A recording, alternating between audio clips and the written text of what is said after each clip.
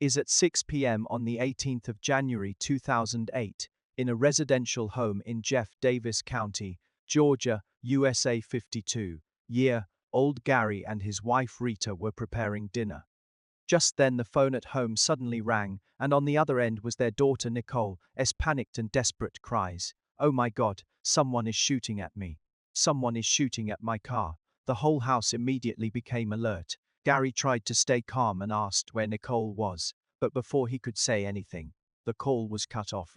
The cold silence felt like a punch to his heart. He knew Nicole was in extreme danger. He immediately called the police. The information they had was very limited. They only knew that Nicole was driving a silver Chevrolet and might be on Highway 221, somewhere between Yalda and Hazelhurst. The police quickly started searching along the road and finally found the silver car about 1 kilometer from the Altamaha River. It was parked next to a row of buildings with the lights on and the engine running, but the woman driving it had been killed. She lay covered in blood on the center console, her left foot sticking out of the car, her right based on the trajectory of the bullets. It seemed the shooting had initially occurred while the car was moving, and the additional bullet holes were caused by the shooter firing from behind during the pursuit. The police continued their search along the route. The car had taken and found more .45 caliber bullet casings along the way. This confirmed that the shooting continued over a period of time and indicated that the shooter's motive was clear. He had pursued Nicole with the intent to kill her. Typically, in cases of murder, especially those involving women, the police would start by investigating the victim's personal relationships. In Nicole's case, her marital status became an important focus. Fortunately, Nicole had a close relationship with her family, and the police obtained valuable information from her father. He revealed that Nicole had just completed her divorce from her husband Damon 4 days before the incident, and that day was also when they were supposed to exchange custody of their child. Nicole had gone out to hand the child over to Damon. Damon seemed a prime suspect, but the subsequent developments took the case in an even more bizarre direction.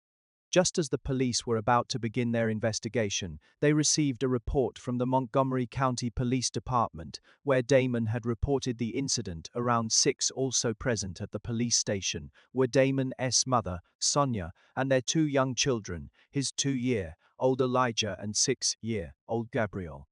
From the time of the incident until they went to the police station, they had all been with Damon. Both Sonia and Gabriel acted as witnesses supporting Damon's account, especially Gabriel, who was only 6 years old at the time. The police considered him the most reliable witness because Damon and Gabriel had a stepfather-son relationship. It was around the time Gabriel was 4 years old that Nick married Damon, and it was then that Gabriel was adopted by him. In reality, the two had only spent about 2 years together. The police did not believe that Gabriel would intentionally cover for Damon, so his testimony was clearly more credible than that of Damon's mother, Sonia. Nevertheless, Gabriel did not mention anything related to this case, since no evidence to refute their claims could be found, as the police had no choice but to let Damon and Sonia leave. But they were well aware that perfect coincidences are often carefully fabricated lies. The fact that this mother and son told the same story at the same time and place as Nick's murder was certainly no accident. There must have been some hunch. However, things suddenly changed with the arrival of Elijah. Most notably, Nick was almost deprived of her maternal rights. She was not allowed to care for Elijah, and everything related to the child had to be arranged by Sonia. Any slight disobedience from Nick would result in Damon verbally abusing her, or even physically assaulting her. At the same time, Damon's attitude toward Gabriel also turned drastically negative, and he began to impose various unreasonable punishments on him, such as making him stand in a corner with a book in each hand, his arms stretched out without allowing him to lower them. Nick's parents repeatedly advised her not to allow such behavior to happen to their child, but perhaps out of fear or concerns, Nick did not resist. This only made Damon even more unbridled in his actions. About a month before the incident, Nick attended a class reunion.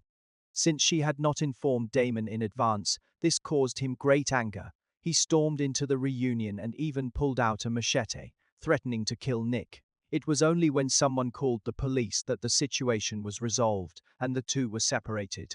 After this extreme incident, Nick left Damon and moved into a women's shelter with their child, filing for divorce. During the divorce living in such an environment, Nick felt not only immense shame, but also that she had no value in the family, because all that really mattered to Damon was Sonia, and she was merely seen as a tool for raising their child. Under the combined effects of domestic violence and emotional betrayal, Nick ultimately decided to leave Damon. In fact, his did Monday, ex-wife Andrea also experienced something similar to what Nick went through, but she was lucky enough to see Damon's true nature early on and did not get deeply involved in their relationship. She also pulled out before the conflict escalated. Perhaps it was because of this failed experience that Damon deliberately pretended to be very steady at the beginning of his relationship with Nick. His real goal was simply to trick her into having a child in order to fulfill Sonia's wish. In summary, Sonia and Damon not only crossed ethical boundaries, but also developed a sickly symbiotic relationship. Sonia controlled all decisions, and Damon obeyed her every word. Anyone who dared to challenge her authority would face Damon's violent side without hesitation. Now that the police had a thorough understanding of Damon and Sonia, they naturally became the primary suspects in this case. However, based on the evidence they currently had, the perpetrator must have been sitting in the passenger seat of the following vehicle and firing continuously, causing the casings to be thrown out of the window and scatter on the right side of the road. This was extremely important because it indicated that more than one person was involved in the crime. There was also a driver. The person who could have been driving at that time was none other than Damon, son of Sonia. This meant that Sonia had also participated in the murder.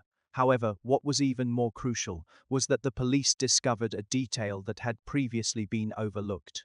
Damon's alibi was unreliable. In fact, the location where he handed over the child to Nick was near a convenience store, so it would not have taken him too long to buy an ice pack there.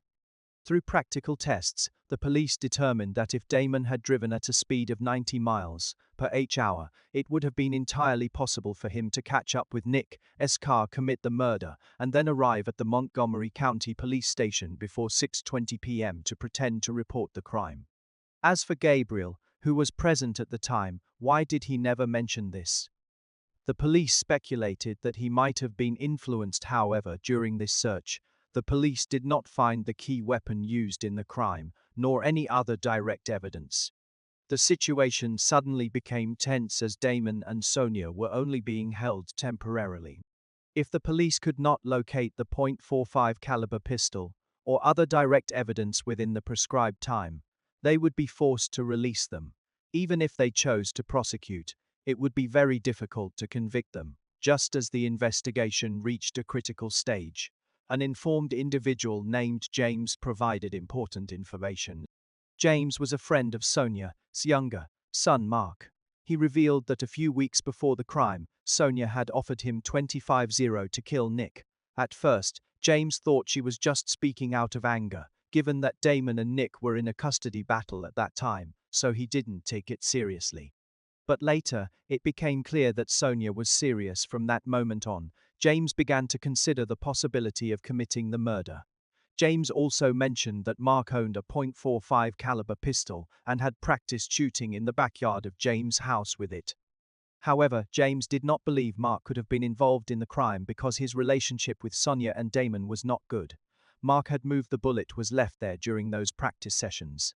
Later, through ballistics analysis, it was confirmed that the pistol Mark had lost was indeed the weapon used to kill Nick.